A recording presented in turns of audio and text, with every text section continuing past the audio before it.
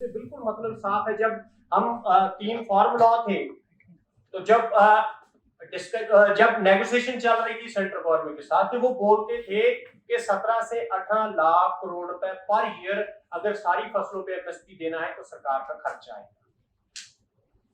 सरकार अगर किसान को देगी तो किसान क्या करेगा? गड्ढा खोद के उसमें पैसे को दबा देगा। वो पैसा तो बाजार में आएगा ना, तो बाजार में आएगा तो यहाँ की मार्केट डेवलप होगी, इकोनॉमी ग्रो करेगी ना। आज देखिए, जब किसान की फसल अच्छी नहीं होती तो जितने शहरी लोग हैं, जिन लोगों का खरीदार है किसान, उनकी हालत आप देख लीजिए क्या होती है। अगर किसान की अच्छी फसल होगी, उसकी फसल बिकेगी, तो वो पैसे का किसान क्या करेगा? वो बाजार में जाएगा ना। बाजार में जो दुकानदार है, जो लोग हैं, उनके पास ही वो पैसा जाएगा। तो पैसा तो मार्केट भी डेवलप होगी, लोगों की परचेसिंग पावर भी बढ़ेगी। लेकिन पंजाब में क्या किया इस बार?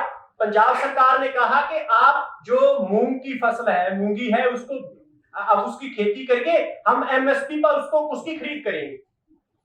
जब किसान ने फसल की खेती की तो उसके बाद क्या किया? उन पर कंडीशन लगा दी कि एक किसान से 25 क्विंटल से ज्यादा मूंगी नहीं खरीदी जाए। उसको अपनी जमीन का वो फर्द दिखानी पड़ेगी, उसका रिकॉर्ड दिखाना पड़ेगा कि वो 5 एकड़ से ज्यादा उसकी खरीद नहीं की जाएगी, 25 क्विंटल से ज्यादा नहीं की जाएगी।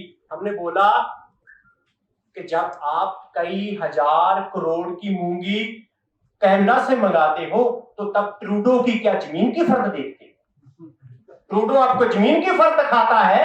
अगर हजारों करोड़ रुपए आप कनाडा को दे सकते हैं दालें वहां से लाने के लिए, तो हमारे किसान को क्यों नहीं दे सकते?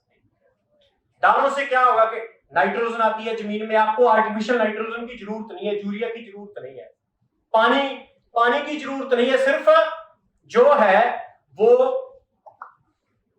जितनी बारिश होती है, जहां जो हमारा जितना हमारे नहर का पानी है, कैनाल वाटर है, उससे उसकी खेती हो सकती है। पंजाब की जमीन से पानी नहीं निकालना पड़ेगा। और जिस मॉडल की हम बात कर रहे थे कि अगर पंजाब में हॉर्टिकल्चर के अंदर अगर 20 लाख एकड़ जमीन ही आ जाए, अब दालें हैं, Punjab per year 6 lakh ton जो दाल है वो खाता है, और पंजाब में सिर्फ 35,000 टन दाल पैदा होती है। इसका मतलब है कि 92 से 93% दाल पंजाब बाहर से लाता है। अगर वो पीएचयू का रिकॉर्ड बोलता है कि 1960 से 61 के दरमियान पंजाब में 22,65,000 एकड़ पर दाल की खेती होती थी, आज सिर्फ वो 50,000 एकड़ पर। तो अगर पंजाब को जितनी दाल पंजाब के लोगों ने खानी है उतनी खेती वहां करवाई जाए, तो कम से कम 20 लाख एकड़ जो एरिया है वो दाल की खेती के अंडर आएगा, और कम से कम 7 एकड़ के पीछे एक ट्यूबवेल है। तो कितना ट्यूबवेल बंद होगा? 3 लाख एग्रीकल्चर का ट्यूबवेल सिर्फ दाल की खेती करने से बंद होगा। तो जमीन से पानी नहीं निकलेगा। हॉर्टिकल्चर है, सिर्फ उनको कैनाल का वाटर मिलता रहे। अगर पंजाब में 28 किस्म का फ्रूट हो सकता है, सिर्फ 2 किस्म का क्यों होगा? हमने वो हॉर्टिकल्चर के एक माहिर से बात की। हमने कहा आपने जो फलों की किस्में लिखाई, हमने कहा अनार नहीं बोला आपने। वो कहता अनार में पंजाब में हो ही नहीं सकता। पंजाब में कई लोगों ने अनारों के बाग लगाए हुए, जिसको साल में सिर्फ एक पानी चाहिए, जो सिर्फ खुश्क मौसम में हो सकता है, रेतले इलाकों में हो सकता है। लेकिन सरकार की वो एग्रीकल्चर यूनिवर्सिटी की वो नीति नहीं। एग्रीकल्चर यूनिवर्सिटी के मैं सिर्फ 2 मिनट का समय रह गया। तो जो ये स्थिति है, इसका सबसे भयानक पहलू एक मैं आपके सामने लाना चाहूंगा। पिछले दिन हम पीएचयू के जो डायरेक्टर रिसर्च है उनसे मिले, तो उन्होंने कहा कि मैंने ये जो बात उन्होंने बताई कि 13 साल पहले की बात।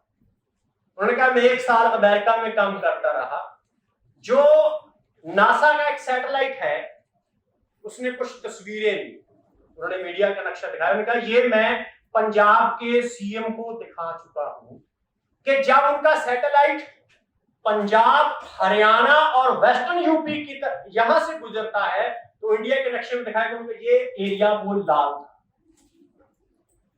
हमने कहा इसका क्या मतलब है, उन्होंने कहा इसका मतलब ये है कि इस एरिया में से ग्राउंड वाटर इतना ज्यादा निकाला जा चुका है कि यहां ग्रेविटी कम हो।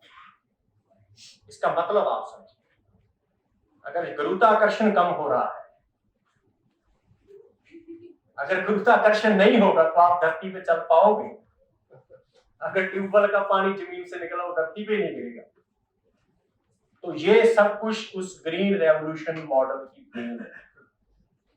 तो उस मॉडल को बदलने के लिए जब हम समझते हैं कि हमारा फ्यूचर टास्क वो है पंजाब की रीजन मूवमेंट का, कीर्ति किसान यूनियन का, जिस ऑर्गेनाइजेशन से मैं आता हूं, तो फार्म लॉ से पहले जो किसानों की स्थिति थी वो फार्म लॉ खत्म होने के बाद भी है, लेकिन इस आंदोलन ने लोगों में एक जान डाली है, कुव्वत लाई उनमें कि हम लड़ सकते हैं, इस हुकूमत को हरा सकते हैं और जो चाहे वो कर सकते हैं। उस दौर में जब पूरी पॉलिटिकल जो ऑपोजिशन पार्टीज है वो सीबीआई के आगे, ईडी के आगे और इस गोदी मीडिया के आगे बिल्कुल धाराशायी हो चुकी है, तब कुछ लोगों का, आरपा जी भी आई है, इन लोगों का, आप जैसे सभी लोगों का बहुत बड़ा योगदान रहा है किसान आंदोलन की जो सही पिक्चर है उसको लोगों के सामने लाया जाए।